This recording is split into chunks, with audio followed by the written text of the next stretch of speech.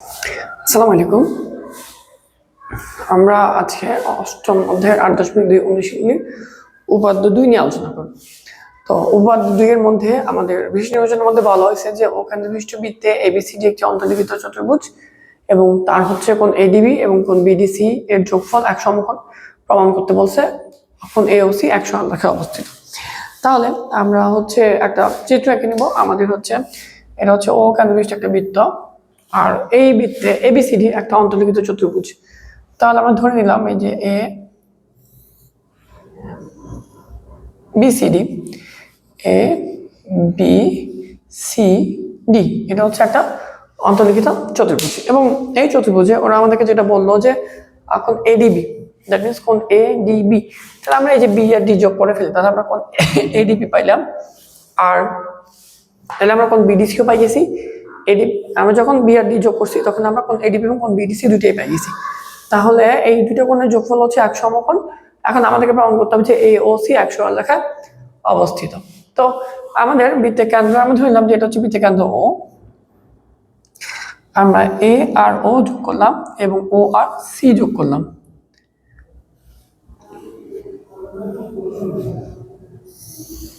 আমরা ধরে নিলাম যে আমাদের এখানে হচ্ছে ও বিন্দু অবস্থিত। তাহলে আমরা অঙ্কনে গিয়ে আমরা কি করতে পারি, আমরা হচ্ছে বি আর ও যোগ করে দিব, বি আর ও যোগ করব। আচ্ছা, ওটা আমরা অঙ্কনের মধ্যে আঁকবো। আমরা তাহলে বিশেষ নির্বাচন লিখি। প্রশ্নে যা আছে তাই হচ্ছে আমাদের বিশেষ নির্বাচন একদম পুরোপুরি। আমরা তাহলে বিশেষ নির্বাচন যেটা লিখতে পারি তা হলো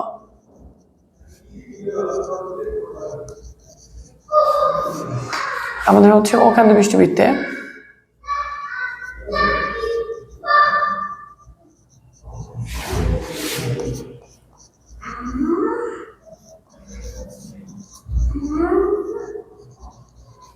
ও কেন্দ্র বিশিষ্ট বৃত্তে এবিসিডি একটি অন্তর্লিখিত চতুর্ভুজ।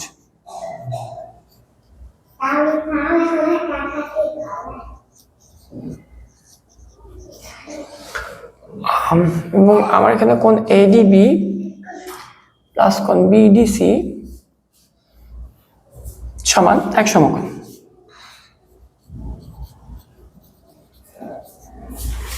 তাহলে প্রমাণ করতে হবে যে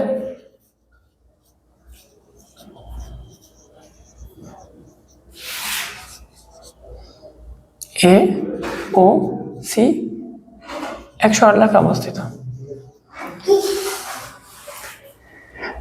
তুমি এখানে কেন আসছো? তাহলে কথা বলা যাবে না, ভিডিও শুট হচ্ছে। কেমন? কোনো কথা নাই, চুপ থাকো।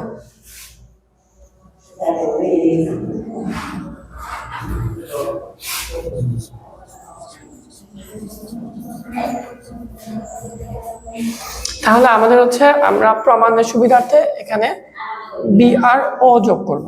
তাহলে আমরা যে অঙ্কনে যা বলো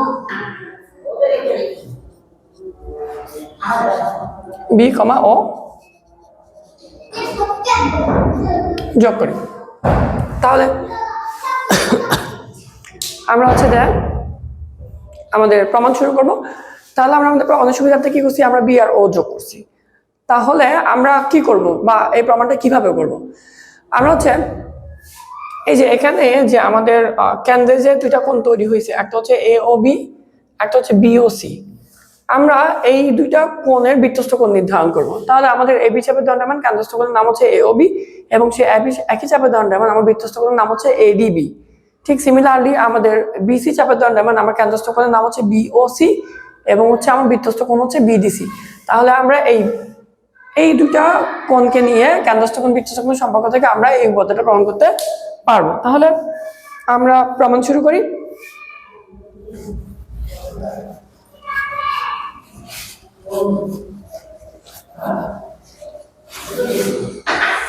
তাহলে আসো প্রমাণ শুরু করা যাক। আমাদের হচ্ছে এবি চাপের দণ্ডায়মান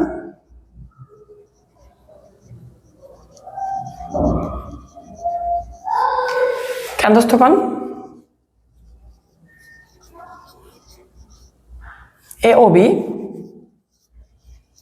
এবং বৃত্তস্থ কোণ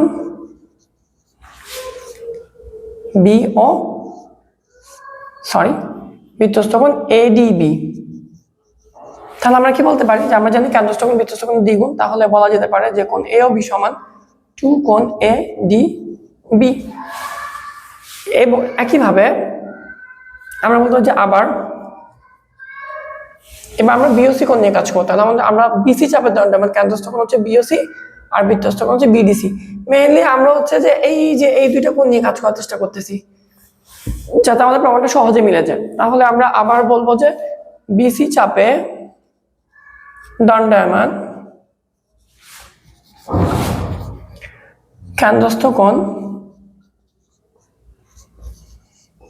বিওসি এবং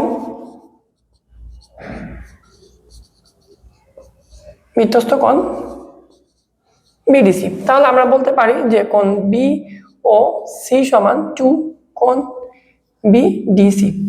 তাহলে এখন আমরা যদি দুটোকে যোগ করে ফেলি, তাহলে সুতরাং কোণ এ ও বি প্লাস কোণ বি ও সি সমান 2 কোণ এ ডি বি প্লাস 2 কোণ বি ডি সি।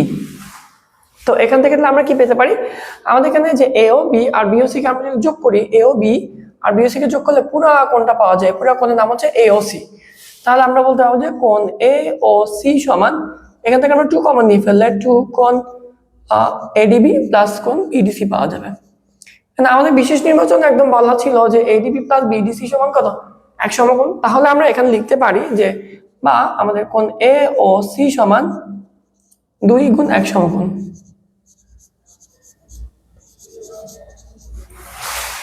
তাহলে কি লেখা যেতে পারে, তাহলে লেখা যেতে পারে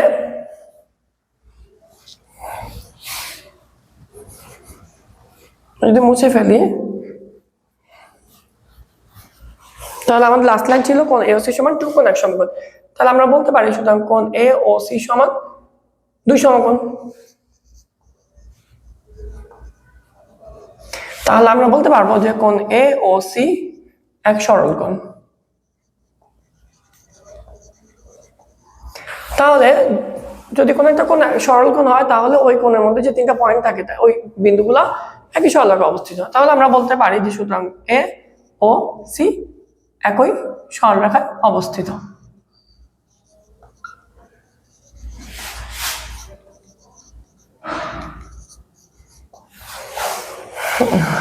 প্রমাণিত। আশা করি তোমরা সবাই বুঝতে পেরেছো। তোমরা যদি উপাদ্যটা বুঝতে পারো তাহলে কমেন্ট করে জানাবা এবং তোমরা তোমাদের বন্ধুদের সাথে উপাদ্যটা শেয়ার করবা। এবং তোমাদের যদি আরো কোনো টপিক বা আরো কোনো উপাদ্য প্রয়োজন হয়, যে উপাদ্যটা আমরা বুঝতেছি না বা আমি বুঝি নাই, আমার উপাদ্যটা একটা ভিডিও দরকার বা একটা ক্লাস দরকার, তোমরা অবশ্যই আমাকে কমেন্ট করে জানাবে।